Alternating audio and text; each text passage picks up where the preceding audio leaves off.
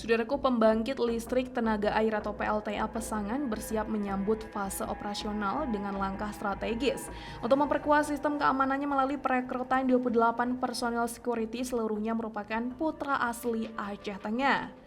Sebanyak 33 pemuda berasal dari Aceh Tengah dan mayoritasnya dari Kecamatan Silih Nara mengikuti proses seleksi yang digelar pada Kamis 22 Mei 2025 di Hotel Penemas Takengon. Dari jumlah 33 orang tersebut akan diseleksi dan diterima sebanyak 28 orang. Pendaftaran telah dibuka sejak Senin 5 Februari 2025 dan banyak yang mendaftar. Namun harus gugur di seleksi administrasi karena tidak memiliki sertifikasi Satpam atau Gada Pratama. Suasana tes tampak serius di mana para peserta menunjukkan kesigapan dan kedisiplinan mereka dalam rangkaian ujian fisik dan wawancara.